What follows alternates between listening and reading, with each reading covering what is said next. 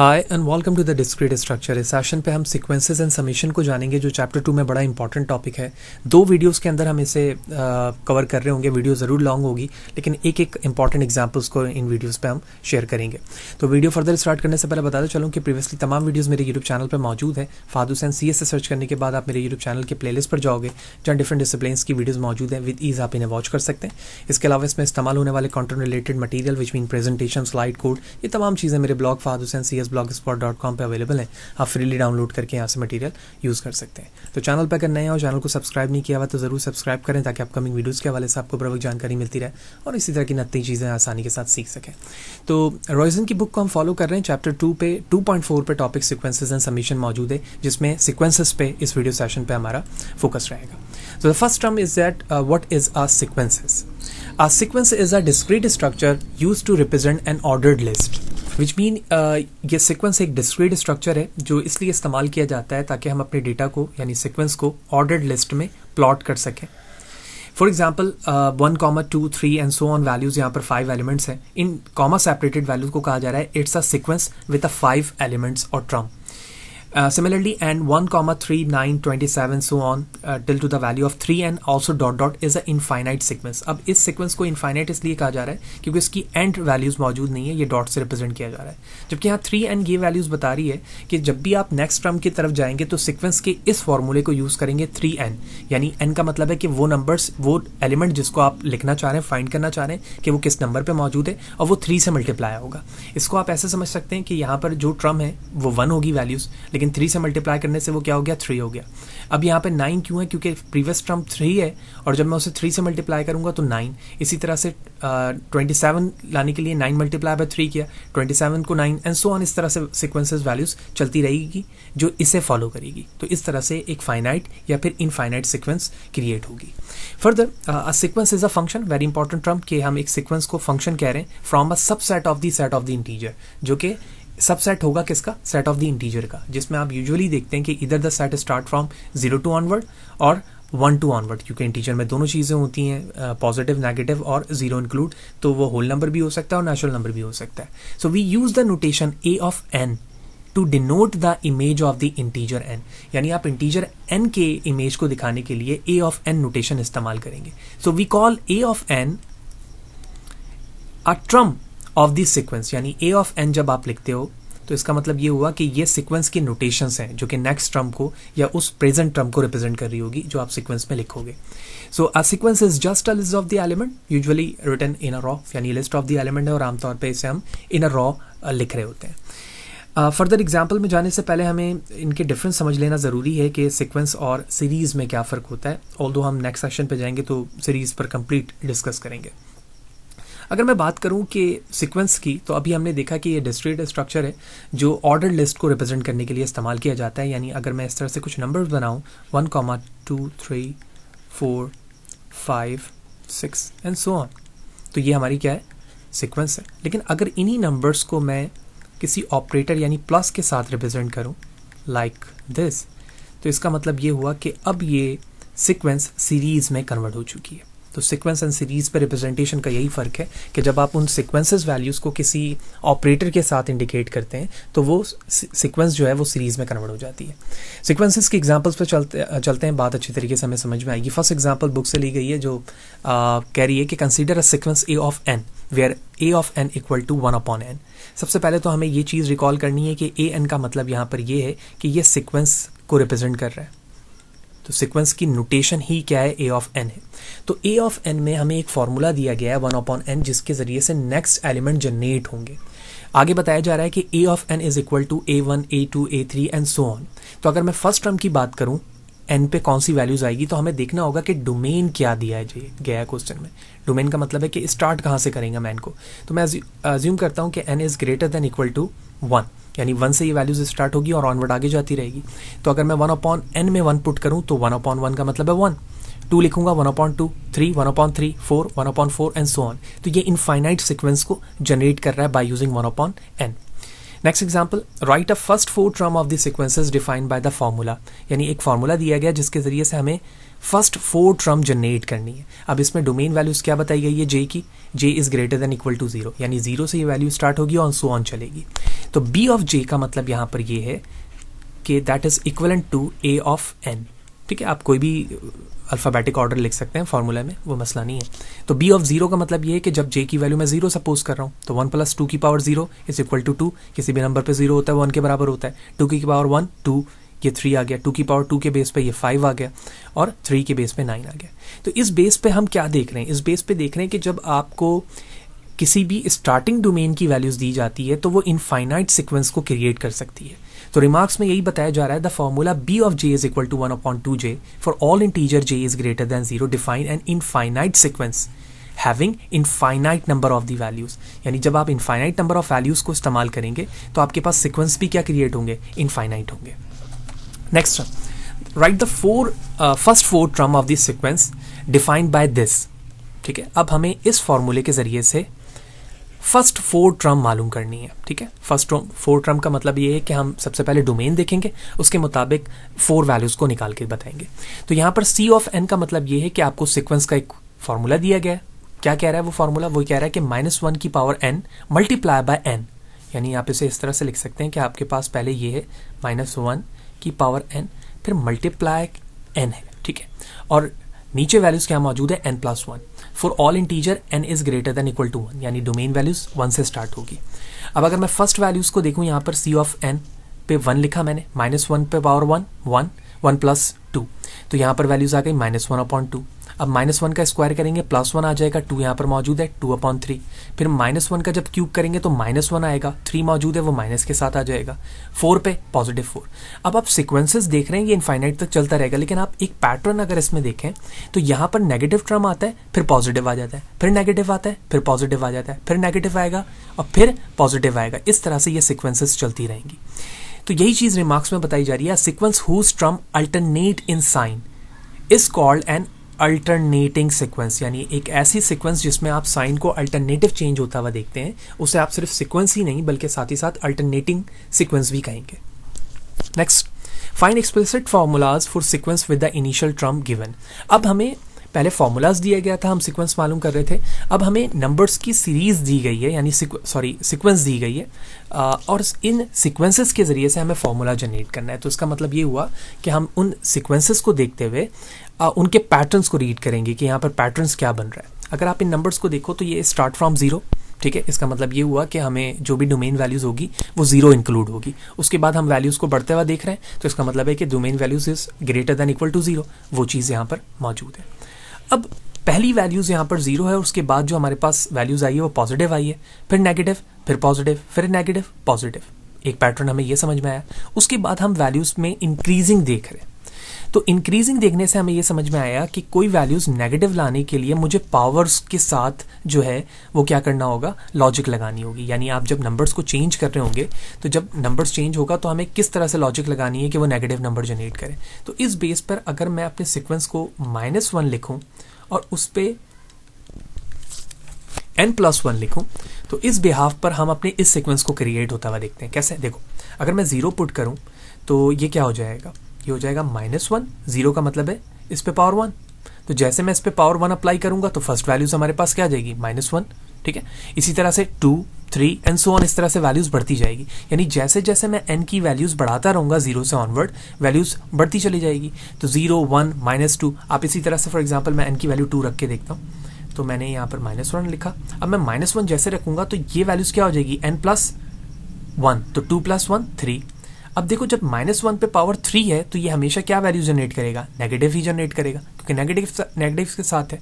तो नेगेटिव के बेस पर मुझे ये फॉर्मूला ट्रू होता हुआ दिख रहा है। तो जब जब मुझे नेगेटिव या पॉजिटिव जनरेट करवाना होगा, मैं इसी फॉर्मूला के जरिए से या सीक्वेंस के जरिए से नंबर जनरेट करवा रहा हूँ। नेक्स्ट एग्जाम्पल, सेकंड पे क्या मौजूद है, 1 - 1/2, फिर ये कॉमा है, ठीक है, I am going to write here, ठीक है, ये कॉमा है। अब यहाँ पर सबसे पहले तो मुझे पैटर्न समझना होगा। देखो, सबसे पहले मुझे ये देखने में समझ में आ रहा है कि ये 1 है, तो मैं इसके नीचे चाहूँ तो इस तरह से 1 भी लिख सकता हूँ ना, 1/1 लिख सकता हूँ, बोथ आर सेम। -1/2, फिर कॉमा के बाद 1/2, यानी इसका मतलब ये हुआ कि ये 1 2 में कन्वर्ट हो गया।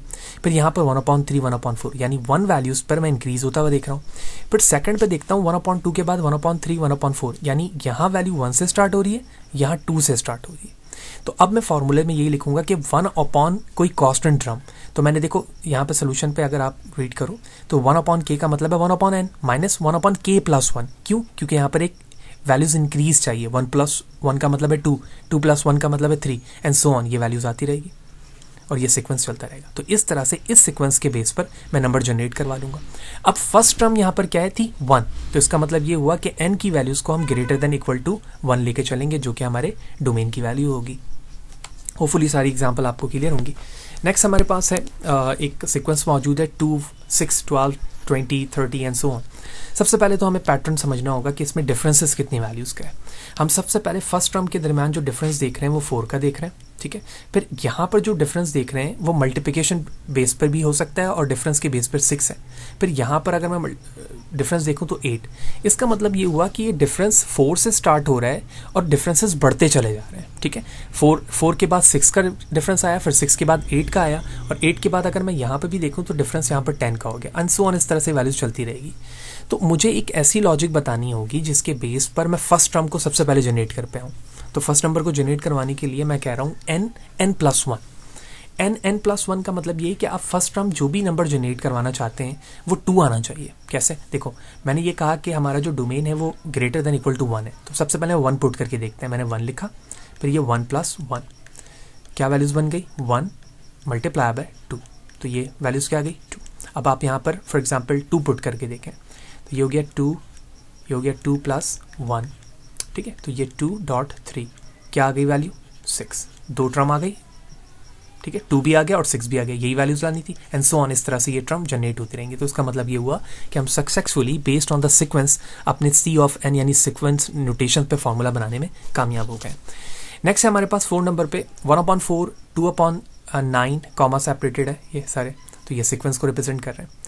अगर पैटर्न रीड करें तो सबसे पहले वैल्यू स्टार्ट हो रही है टॉप पर 1, पहली चीज़ मैंने देख ली, और नीचे स्टार्ट हो रही है वैल्यू 4 से, ये चीज़, यानी 1 मुझे मिल गया और मुझे 4 मिल गया स्टार्टिंग।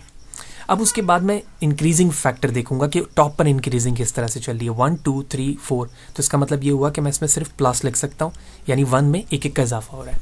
अब नीचे आने के बाद अगर मुझे देखूँ तो 4 के बाद 9 है, फिर 9 के बाद 16 है, 16 के बाद 25 है। तो 4 से 9 के दरमियान डिफरेंस कितने का पड़ रहा है? 5 का, ठीक है। फिर उसके बाद 16 से 9 के दरमियान डिफरेंस कितना पड़ रहा है? 7 का एंड सो ऑन। तो 5 की कितने का कितना ऐड करूं तो 7 होगा 2, ठीक है ना। इसी तरह से 16 से 25 को अगर मैं देखूं तो ये क्या हो जाएगा? 9।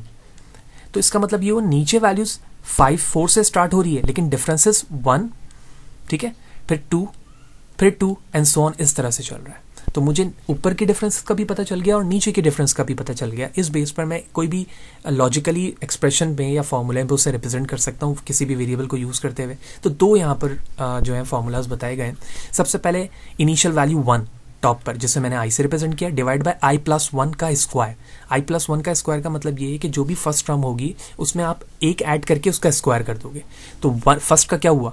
1 + 1, क्योंकि मैंने i की वैल्यू क्या रखी है? >= 1। तो मैं 1 + 1 का स्क्वायर करूंगा तो वैल्यूज क्या आ जाएगी? 4 आ जाएगी। तो इस तरह से पहले पैटर्न वैल्यूज यहाँ पर रेडी हो चुकी है। इसके जरिए से मैं तमाम नंबर जनरेट करवा सकता हूँ।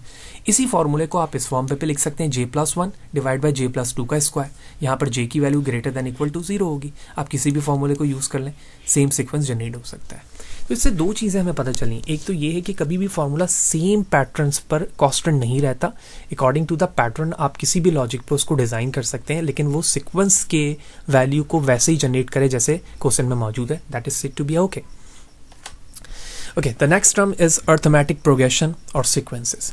तो बेसिक सीक्वेंसेस हमने जान लिया। अब अर्थमेटिक प्रोग्रेशन हमें क्या कहती है कि जब आप सीक्वेंसेस के दरमियान जब आप पैटर्न्स देख रहे होते हैं तो कुछ कॉमन डिफरेंस समझ में आ जाता है जो हर नेक्स्ट नंबर के लिए सेम होता है। जैसे फॉर एग्जांपल अगर मैं नंबर्स की बात करूं 1 2 3 4 5 एंड सो ऑन, तो आप इसमें सीक्वेंसेस में डिफरेंस क्या देख रहे हैं? हर नंबर में एक का इजाफा हो रहा है, यानी एक सीक्वेंस में कॉमन डिफरेंस है प्रीवियस के लिए। तो डेफिनेशन क्या कहती है अर्थमेटिक सीक्वेंस की? A sequence in which every term after the first is obtain from the preceding term by adding a constant number. यानी आप नेक्स्ट प्रीसीडिंग टर्म लाने के लिए एक कांस्टेंट नंबर उसमें क्या कर रहे हो, ऐड कर रहे हो। तो इस तरह के पैटर्न्स को हम क्या कहते हैं या क्या कहलाता है, वो अर्थमेटिक सीक्वेंस और द अर्थमेटिक प्रोग्रेशन। यानी या तो आप अर्थमेटिक सीक्वेंस कह सकते हैं या उससे आप अर्थमेटिक प्रोग्रेशन कह रहे हैं।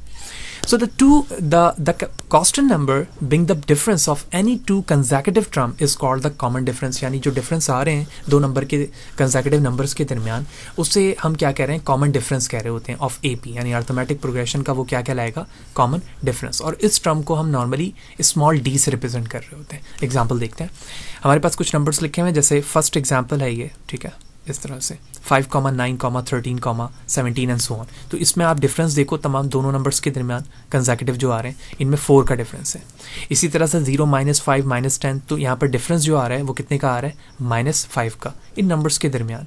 इसी तरह यहाँ पर अगर आप डिफरेंस देखो तो x+a है, फिर x+3a है और फिर 5, यानी यहाँ पर आप डिफरेंस को होता हुआ देख रहे हैं कितने का, 2 का। तो इसके दरमियान जो कॉमन डिफरेंस आ रहा है वो 2a का आ रहा है, जो यहाँ लिखा गया है, मैं इसे यहाँ लिख देता हूँ। So that is said to be a common difference. So based on the book definition, an arithmetic progression is a sequence of the form।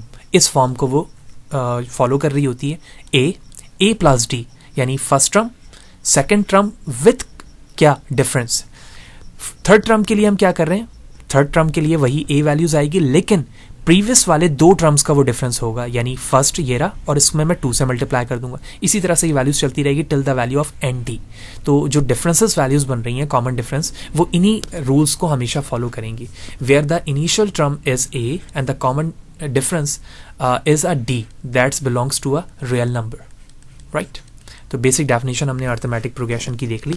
अब इसकी एग्जांपल्स देखते हैं। तो एग्जांपल्स में जाने से पहले जो टर्म्स हैं, जब आप अर्थमेटिक सीक्वेंस के या प्रोग्रेशन के फार्मूलाज के ज़रिए से क्वेश्चन सॉल्व कर रहे होंगे, तो उसमें कुछ टर्म्स इस्तेमाल होंगे। जैसे हमने यहाँ पर देख लिया कि a जो है वो फर्स्ट टर्म के लिए इस्तेमाल हो रहा है, d डिफरेंस के लिए इस्तेमाल हो रहा है, और जब हम जैसे जैसे आगे जा रहे हैं, यानी सेकंड टर्म के लिए हम 2d इस्तेमाल कर रहे हैं, थर्ड टर्म के लिए 3d इस्तेमाल कर रहे हैं, इस तरह से ये वैल्यूज चलती रहेगी। जिस तरह यहाँ थर्ड टर्म पे इस तरह से दिखाया गया है कि 2d के साथ 3 - 2 करके दिखाया गया है, ठीक है। तो ये इस तरह के टर्म्स चलते रहेंगे। अगर इन शॉर्ट अगर आप देखना चाह रहे हैं तो ये रहा a+d, a+2d, a+3d and so on, difference चलती रहेंगी। और अगर मैं nth टर्म की बात करूं तो a+n-d तक ये टर्म्स चलेंगे, where n is greater than equal to 1 domain range. Example करेंगे और अच्छी तरीके से बात समझ में आएगी। इस वक्त हमारे पास बुक से एक एग्जाम्पल मौजूद है, सीक्वेंस SN रिप्रेजेंट कर रहा है, और जो सीक्वेंस दी गई है वो है -1 + 4n, ठीक है। ये हमारे पास एक सीक्वेंस मौजूद है first. Second t of n है, t ऑफ n कह रहा है 7 - 3n। ये हमारे पास बेसिक फॉर्मूला है सीक्वेंस का। Further are both arithmetic progression with initial term and common difference 2। First के लिए जो इनिशियल टर्म दिया गया है वो -1 और जो उसका डिफरेंस है वो है 4, ये फर्स्ट के लिए दिया गया है। सेकंड के लिए जो फर्स्ट टर्म है वो है 7 और कॉमन डिफरेंस है -3 respectively. So if we start at n = 0, यानी जो हमें डोमेन दिया गया है उसमें कहा जा रहा है कि अगर हम n की वैल्यू 0 से स्टार्ट करें तो we list the term S0, S1, S2 and so on, इस तरह से वो सीक्वेंसेस चलेंगे। अगर आप फर्स्ट एग्जांपल यानी s ऑफ n को देखो तो इस s ऑफ n में अगर मैं 0 पुट करूं, यानी अगर मैं यहाँ पर इसे दिखाता हूँ इस तरह से, तो ये हो गया -1, फिर हो गया +4, 4 के साथ n मौजूद है तो मैं 0 लिख देता हूँ। 0 लिखते ही क्या होगा, ये 0 हो जाएगा मल्टीप्लाई, तो लास्ट टर्म यानी ये हो गया -1 + 0। तो फर्स्ट टर्म हमारे पास क्या आ गई, -1, देखो यही लिखा हुआ है -1। इसी तरह से फिर 3, फिर 7, फिर 11 एंड सो ऑन, ये वैल्यूज चलती रहेगी। अच्छा जी, डिफरेंस का हमें ये समझ में आ गया कि जब नेक्स्ट टर्म पे जाऊंगा तो वो इसी डिफरेंस को फॉलो करती रहेगी, 4, 4 एंड सो ऑन। सेकंड वाले को देखें तो 7 - 3n था, तो n की जगह मैं 0 पुट करता हूँ, तो क्या हो जाएगा भैया, 7 - 0, तो लास्ट वैल्यू की यानी आंसर क्या आ जाएगा, 7। देखो फर्स्ट टर्म 7 आ गया। इसी तरह से आप n की जगह 1 पुट करें, 2 पुट करें एंड सो ऑन, इस तरह से ये सीक्वेंस चलती रहेंगी। तो एक चीज़ यहाँ पर प्रीवियस सीक्वेंस से क्या आई, चेंज आई, वो है कॉमन डिफरेंस। तो जब भी आप नेक्स्ट टर्म मालूम करोगे तो जो सीक्वेंस वैल्यूज आएंगी वो हमेशा सेम आएंगी, यानी या तो फर्स्ट के लिए 4 या -3 आ रही होंगी, ये सीक्वेंस इसमें सेम रहेंगी। यही चीज़ नीचे बताई जा रही है कि sequence of the form a, A2 and so on are often used in a computer science. This finite sequence are also called a string. तो ये string कहलाती है और ये कंप्यूटर साइंस में हम फर्दर इस्तेमाल कर रहे होते हैं इन स्ट्रिंग को. This string is also denoted by A1, A2 to AN. Recall the bit string which are finite sequence of the bit which introduced in section 1.1. यानी जब हम bit string की बात करते हैं तो वो इसी तरह से लिखते हैं 1,1, 1, 2, 1, 0, 0, 1, 1. तो उन्हीं सीक्वेंस को हम जो है इन्हीं सीक्वेंस को इस्तेमाल भी कर रहे होते हैं कंप्यूटर साइंस फील्ड के अंदर, जो सेक्शन 1.1 पे बताया गया है. The length of the string is a number of the term in this string. The empty string is denoted by lambda. यानी अगर कोई स्ट्रिंग एम्प्टी है तो हम उसे लैम्डा से रिप्रेजेंट करेंगे. So is the string that has no term, the empty string has zero length. यानी इसकी लेंथ भी क्या होगी, जीरो होगी. So example 4, the string ABCD is a string of length 4. यानी इस एग्जाम्पल 4 पे बताया जा रहा है कि अगर हमारे पास एक स्ट्रिंग है ABCD तो इसकी लेंथ कितनी होगी, 4 होगी. लेकिन अगर मैं इसमें से कुछ के सब स्ट्रिंग बनाऊं तो एक स्ट्रिंग ऐसी भी हो सकती है जो नो एलिमेंट कंटेन करे.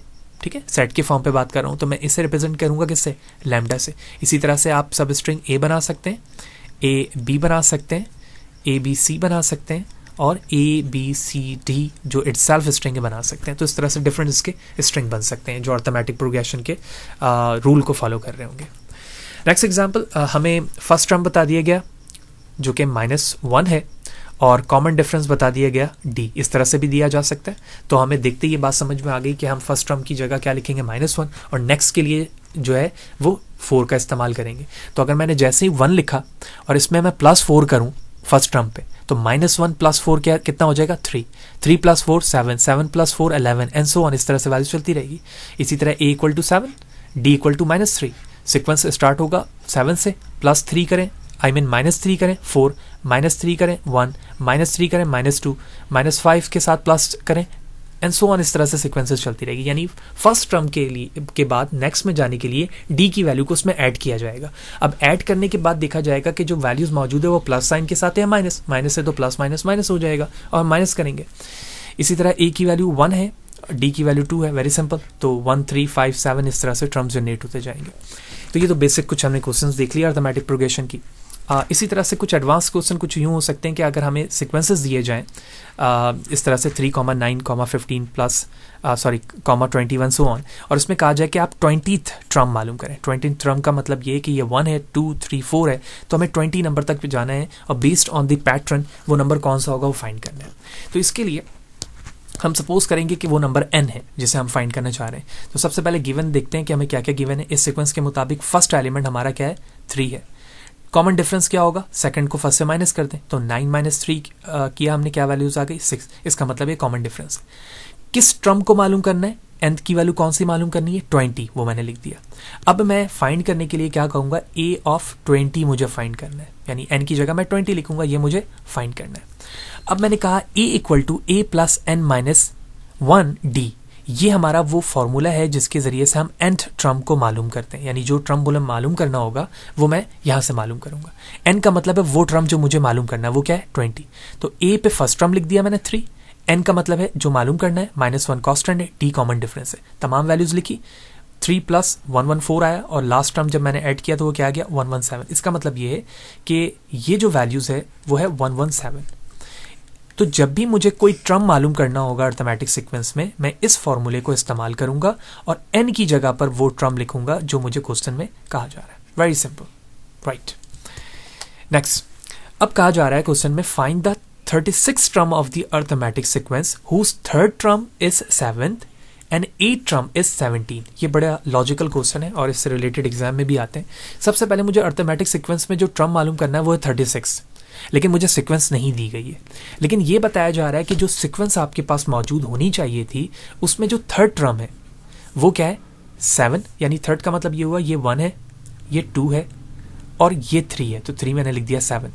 उसके बाद इस तरह से ये ट्रम चलते रहेंगे और उसके बाद जो 8 ट्रम है, सपोज करता हूं ये 8 है, वो है 70. तो ये 2 ट्रम मुझे दे दिए गए और कहा जा रहा है कि इस सीक्वेंस के बिहाफ पर आप बताओ कि 36 ट्रम पर कौन सी वैल्यूज होंगी. That's it. So let A be the first term, क्योंकि हमें फर्स्ट टर्म का नहीं पता इसमें, और D be the common difference. तो सबसे पहले मैंने 2 वेरिएबल सपोज कर दिए यहाँ पर. अब मुझे मालूम क्या करना है, A of n = n plus minus 1d, यानी इस फॉर्मूले में जब तमाम वैल्यूज पुट करूंगा तो मुझे वो टर्म मिल जाएगा जो मुझे मालूम करना है, लेकिन अभी मुझे टर्म पता नहीं है। तो अब सबसे पहले मैं क्या करूंगा, A3 के लिए फॉर्मूला रेडी करूंगा। तो A ऑफ 3 क्या होना चाहिए, यहाँ पर A ऑफ 3 दिया हुआ 7, तो मैंने कहा A of 3 equal to A plus 3 minus 1d, क्योंकि A मुझे नहीं पता फर्स्ट टर्म, लेकिन n तो पता है, तो मैंने ये किया। तो अब मेरी इक्वेजन बन जाएगी इससे। देखो इसके जरिए से मुझे इक्वेजन क्या मिली, 7 equal to A plus 2d। ये किसके जरिए से मिला, इसके जरिए से। A ऑफ 8 बताया गया, इन्होंने कितना बताया मुझे, 17, तो मैंने लिखा A प्लस 8 माइनस 1। 8 टर्म है, माइनस 1 कॉन्स्टेंट है, D मुझे नहीं पता अभी और A भी नहीं पता, तो इस बेस पे एक इक्वेजन बन जाएगी। देखो इसके जरिए से ये इक्वेजन बन गई। इसको मैं इस तरह से लिख देता हूँ, 17 equal to A plus 7D। ये इक्वेजन बनी सेकेंड, ठीक है। तो मैं इसे इस तरह से दिखा देता हूँ, ये इक्वेजन बन गई, यानी इसको कह दिया मैंने इक्वेजन 1, ये रे, और ये हो गया इक्वेजन 2, राइट। 2 इक्वेजन बन गई। अब हमें क्या करना है, मैं क्या कर रहा हूँ, सब्ट्रैक्टिंग कर रहा हूँ 1 को फ्रॉम 2 से, यानी 1 को, इक्वेजन 1 को 2 से सब्ट्रैक्ट कर रहा हूँ। जब आप सब्ट्रैक्ट करोगे ना, तो सब्ट्रैक्ट करने के बाद आपको ये वैल्यूज मिलेगी, 10 इक्वल टू 5d। तो इससे मैं d को सेपरेट करके क्या कह सकता हूँ, d बराबर हो जाएगा 10/2, तो 5 1 5 5 5 2 10, तो d की वैल्यूज आ गई क्या, 2। यानी 2 अननोन वैल्यूज थी a और d, जिसमें से मुझे अब क्या पता चल गया है, d। अब मुझे क्या मालूम करना है, a। अब देखो इस d की वैल्यूज को या तो मैं इक्वेजन 1 और इक्वेजन 2 में किसी भी इक्वेजन में पुट करूंगा तो क्या मुझे a मिल जाएगा, बिल्कुल मिल जाएगा। मैं क्या कर रहा हूँ, इक्वेजन 1 में इस d की वैल्यू को पुट कर रहा हूँ इस इक्वेजन में। देखो मैंने पुट किया 7 equal to a plus 2d। इसमें से जब मैं a को सेपरेट करूंगा, a की वैल्यू क्या आ गई, 3, यानी अब मुझे d भी पता चल गया, a भी पता चल गया। अब इन दोनों वैल्यूज को किस में पुट करूंगा, इक्वेजन नंबर 1 पर, क्योंकि a और d हमें नहीं पता था। क्वेश्चन उठाया, यानी वो इक्वेजन, a की जगह 3 लिखा, d की जगह 2 लिखा। एंड किस टर्म को मालूम करना था क्वेश्चन के मुताबिक, 36। ये देखो 3 वैसे ही लिखा हुआ, 2 वैसे लिखा हुआ, 36 लिखा यहाँ पर मैंने। 36 माइनस 1 35, 35 2 70, 3 प्लस 70, और a 36 की वैल्यू क्या आ गई, 73। So that is a complete logically understanding of the arithmetic progression question, कि जब आपको सीक्वेंसेस ना दिए जाएं कंप्लीट, बल्कि कोई 2 टर्म्स दे दी जाएं और उस पर कहा जाए कि बेस्ड ऑन दिस 2 टर्म्स आप किस तरह से nth टर्म को मालूम कर सकेंगे, जो हमने यहाँ पर देखा। तो इक्वेजन 1 और 2 बनाई, सब्ट्रैक्ट किया 1 फ्रॉम 2 से, उसके बाद हमने उस आने वाली d की वैल्यूज को इक्वेजन 1 में पुट करके a फाइंड किया, दोनों वैल्यूज आ गई, फॉर्मूले में पुट किया, वो टर्म पता चल गई हमें। That's it. And the last term or the last part of this video is a geometric sequence। ठीक है, वीडियो लॉन्ग ज़रूर हो रही है, लेकिन हम तमाम चीज़ों को बड़े अच्छे तरीके से ग्रिप कर रहे हैं ताकि समझना आसान हो। Geometric progression क्या है? A sequence in which every term after the first is obtained from the preceding term by multiplying it with a constant number is called a geometric sequence or the geometric progression। देखो previous जब मैं arithmetic sequence की बात कर रहा था तो वहाँ पर हम वैल्यूज़ को क्या कर रहे थे, कांस्टेंट वैल्यूज को ऐड कर रहे थे, लेकिन यहाँ पर क्या कर रहे हैं, हम कांस्टेंट टर्म को मल्टीप्लाई कर रहे हैं, ठीक है, प्रीसीडिंग टर्म्स के साथ, और जो इसके जरिए से जो नेक्स्ट टर्म आ रहे हैं उस सीक्वेंस को हम क्या कह रहे हैं, ज्योमेट्रिक सीक्वेंस कह रहे हैं या फिर ज्योमेट्रिक प्रोग्रेशन कह रहे हैं, जिसको हम जीपी से रिप्रेजेंट करते हैं। सो द कांस्टेंट टर्म और the number being the ratio of any 2 consecutive term is called the common ratio of the GP that is denoted by r. यानी वो कंसेक्यूटिव नंबर्स जिसके रेशियो के जरिए से नेक्स्ट टर्म जनरेट होकर आ रहा है उसे मैं यहाँ पर आर से रिप्रेजेंट करूंगा, जैसे वहाँ डिफरेंस को हम डी से डिफरेंस रिप्रेजेंट कर रहे थे। एग्जाम्पल देखते हैं, 3 एग्जाम्पल्स हैं यहाँ पर, 1 2 3। सबसे पहले हम यहाँ देखें तो 1 2 4 8 16।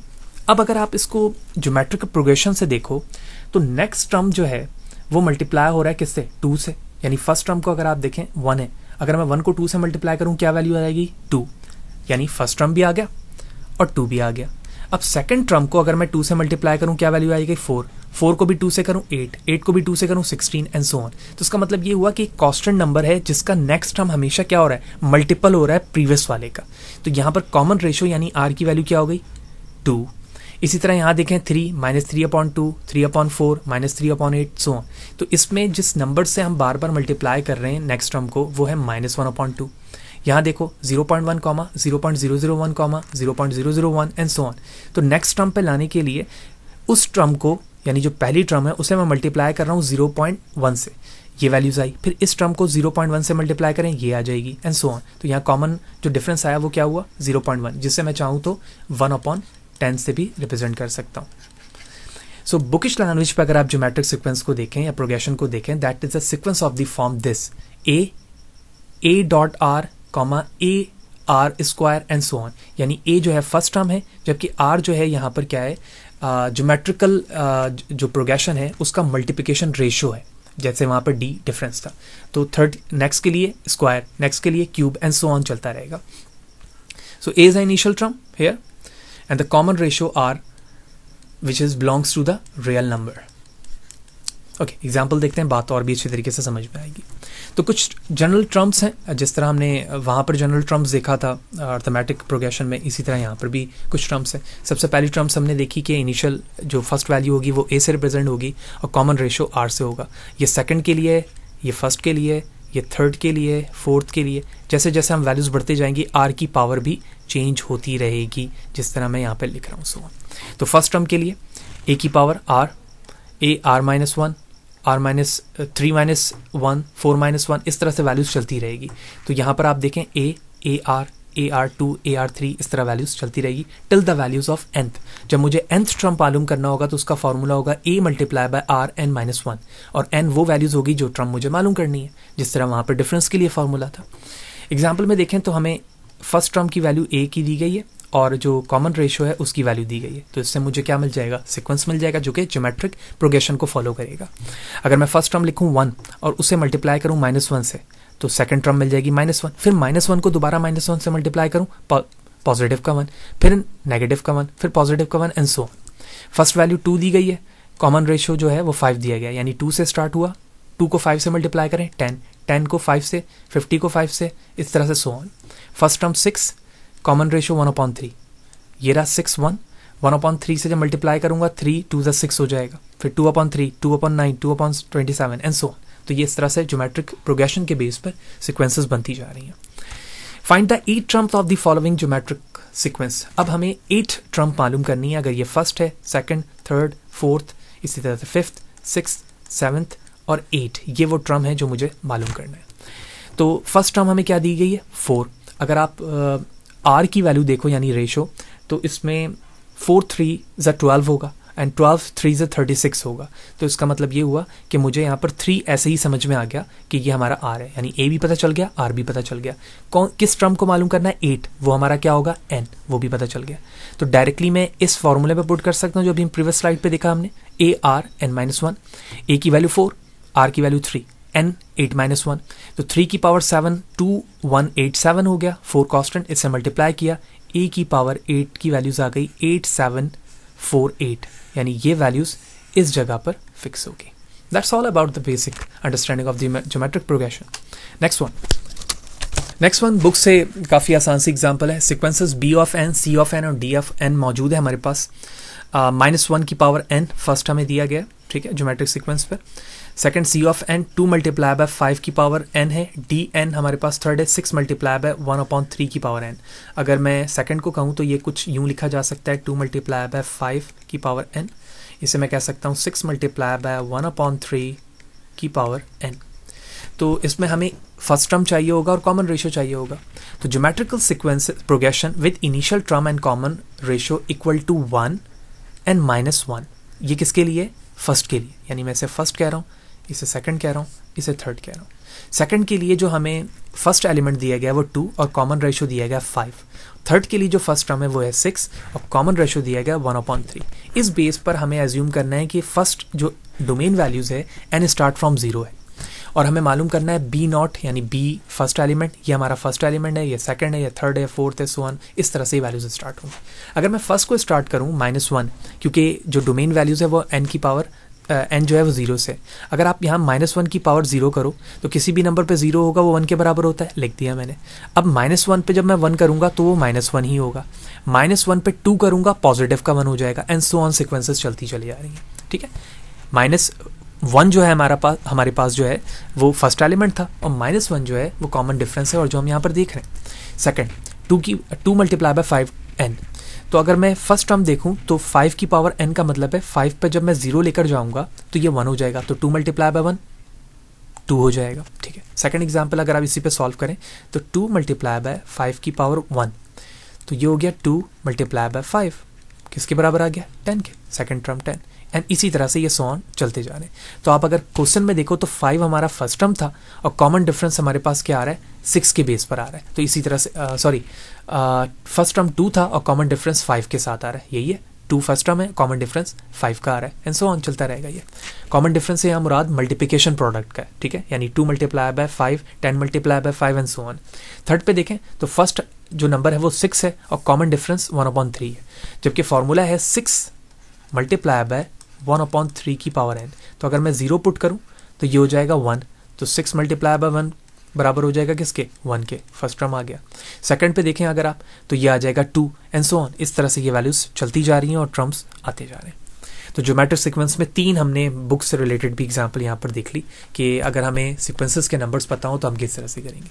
एग्जाम पॉइंट ऑफ व्यू से बात करें तो इस तरह के वर्ड्स प्रॉब्लम पे कुछ क्वेश्चंस आते हैं।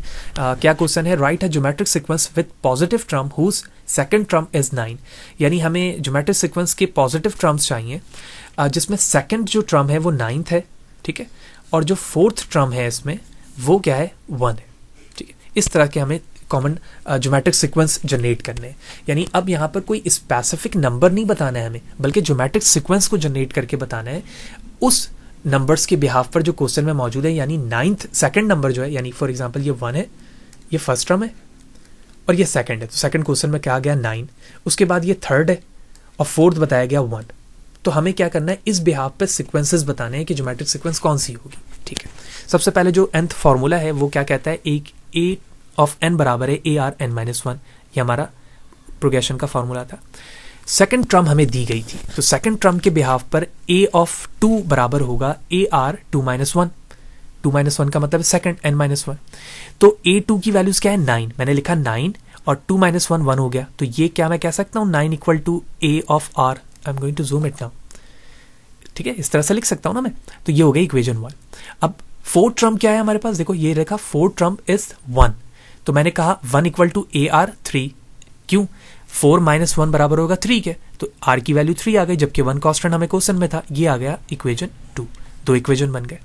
अब ये 2 इक्वेशन बन गए तो मैं क्या कर रहा हूं, अब मैं करूंगा डिवाइड 2 बाय 1, यानी सेकंड इक्वेशन को 1 से डिवाइड कर दिया, तो ये हो गया 1/9, ये हो गया AR cube divide by AR। अगर ये AR क्यूब है और ये AR है, देखो ये A से A कैंसिल हो गया, इस R से क्यूब कैंसिल होकर हो गया स्क्वायर, तो अब मैं कह सकता हूं 1/9 इक्वल टू R स्क्वायर। अगर मैं R स्क्वायर को खत्म करने के लिए स्क्वायर रूट लूं तो R बराबर हो जाएगा 1/3, ठीक है। हम यहाँ पर इग्नोर कर रहे हैं या रिजेक्ट कर रहे हैं माइनस टर्म को, पॉजिटिव टर्म को लेकर चल रहे हैं, तो R की वैल्यू हो गई 1/3। अब R हमें पता चल चुका है। अब जब मुझे R पता चल चुका है तो मैं इस सब्स्टिट्यूट करूंगा इस R की वैल्यू को इक्वेशन 1 पे, ताकि मुझे A भी पता चल जाए। किसी भी इक्वेशन पे कर सकते हैं, मैंने 1 पे कर दिया।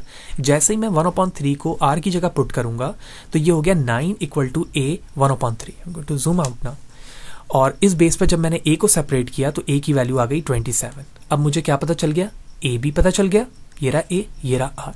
तो अब मैं जिस टर्म को यहाँ मालूम करूंगा वो टर्म मुझे पता चल जाएगा, ठीक है। फॉर एग्जाम्पल मैं फर्स्ट टर्म मालूम करना चाह रहा हूँ, देखो तो फॉर्मूला है ARn-1, फर्स्ट टर्म मालूम करना है। सबसे पहले A हमें क्या है, A हमारे पास 27, R क्या है हमारे पास 1/3 और R पे पावर क्या है n को अगर मैं देखूं तो n है हमारे पास फर्स्ट टर्म, तो ये हो गया 1 - 1, 1 - 1 करूंगा किसके बराबर आएगा 0। तो जब ये 1/3 0 है, किसी भी नंबर पे 0 तो 1 के बराबर होता है, तो ये हो गया 27 मल्टीप्लाई बाय 1 इक्वल टू 27। देखो फर्स्ट टर्म आ गया। इसी तरह से मैं सेकंड टर्म मालूम करूंगा 9, 3 एंड सो ऑन। जिस टर्म को मालूम करना है n की जगह लिखते जाऊंगा टर्म, और इस तरह से इस सीक्वेंस को मैं जनरेट करने में कामयाब हो गया जो बेस्ड ऑन दिस फार्मूला था। Very technical but very easy कि अगर हमें कोई सीक्वेंस दी जाए तो उसमें से कैसे मालूम करेंगे, सीक्वेंस के मिड वैल्यूज को कैसे फाइंड कर सकते हैं, कोई सीक्वेंस ही ना दी जाए, कोई 2 टर्म्स दे दिया जाए तो हम किस तरह से उन सीक्वेंस को जनरेट करके लिख सकते हैं। So that's all about the sequences progression, arithmetic sequence, geometrical progression, and the last slide is that there is some useful sequences are there based on the formulas n square, n cube, n fourth, 2 की power n, 3 की power n, n factorial and f of n। तो n square का मतलब है कि जो भी n की वैल्यूज है वो स्क्वायर बेस पर इस तरह से इनफाइनाइट चलती रहेगी। पे बेस पर वैल्यूज चल रही है, 4th एलिमेंट पे चल रही है। 2 की पावर n का मतलब ये है कि 2 टर्म है हमारे पास और n की वैल्यूज चेंज होती रहेगी। आप देखें n की वैल्यूज चेंज हो रही है, 3 की पावर n हो रही है, फैक्टोरियल हो रही है, और f ऑफ n यानी फिबोनाची जो सीरीज चल रही होती है उस पर। अगर आप इस डिफरेंसेस देखें तो आपके पास n फैक्टोरियल वो रेंज है जो हमेशा हायर वैल्यू जनरेट करता है। आप किस तरह से कंपेयर कर सकते हैं? कंपेयर इस तरह से कर सकते हैं, ये वैल्यू छोटी है ऊपर वाले से, ये भी छोटी है, ये भी छोटी है, ये भी छोटी है, ये भी छोटी है, ये भी छोटी है। लेकिन यहाँ पर पहुँचते ही, इस वैल्यूज़ पर पहुँचते ही आपको किसी भी रेंज पर वैल्यू इससे छोटी नहीं मिलेगी। यहाँ से इसका जो ग्राफ होगा वो इस तरह से बढ़ता ही चला जाएगा, यूँ बिल्कुल अपवर्ड जाएगा। क्यों? क्योंकि फैक्टोरियल में वैल्यूज़ की रेंज हमेशा ज़्यादा होती है। तो ये भी इस तरह से MCQs आ सकते हैं कि among of this nth term use for formulas और सीक्वेंसेस किस टर्म्स की स्ट्रेंथ ज़्यादा है, तो फैक्टोरियल की सबसे ज़्यादा स्ट्रेंथ है। इसी तरह से बेस्ड ऑन दिस उसके बाद आप इन दोनों में देखेंगे कि इनकी स्ट्रेंथ ज़्यादा है, फिर उसके बाद आपको 4th, क्यूब, स्क्वायर और एट लास्ट आपको इसकी स्ट्रेंथ पे कमी मिलेगी। तो कंपैरिजन बताने का मतलब ये है कि इन यूजफुल सीक्वेंस के बेस पर हम कंपैरिजन देखते हैं वैल्यूज़ की कि किस पॉइंट के बाद आप देखते हैं कि वैल्यूज़ की ग्रोथ बढ़ती है, और इसी टर्म्स को हम नॉर्मली एल्गोरिथम की कॉम्प्लेक्सिटीज़ में भी देख रहे होते हैं कि किस तरह से फैक्टोरियल आ रहा है, एक्सपोनेंशियल आ रहा है, कांस्टेंट टर्म आ रही है, nth वैल्यूज़ आ रही है, इस तरह से हम वहाँ पर देख रहे होते हैं। तो वीडियो ज़रूर लॉन्ग हो गई, लेकिन हमने बड़ी यूज़फुल चीज़ों को यहाँ पर डिस्कस कर लिया कि सीक्वेंसेस क्या हैं, सीक्वेंसेस की बेसिक डेफिनेशन क्या थी, फिर हमने देखा कि अर्थमेटिक प्रोग्रेशन क्या हो सकते हैं, ज्योमेट्रिक प्रोग्रेशन क्या हो सकते हैं, लिखने का तरीका, यूज़फुल फार्मूलाज और सीक्वेंसेस क्या हो सकते हैं। तो फिर भी कोई सवाल है, कोई चीज़ समझ में नहीं आई है, कमेंट सेक्शन पर ज़रूर पूछें, कोशिश करूँगा इस सवाल से आपको बर जवाब दे सकूँ। वीडियो जो लगी है तो लाइक करें, ज़्यादा लोगों को शेयर करें। नेक्स्ट सेशन पे समेशंस को और सीरीज़ को हम जानेंगे, जो कि चैप्टर 2 का एक और इम्पॉर्टेंट टॉपिक है और इसी का सेकंड पार्ट है। सी यू देयर।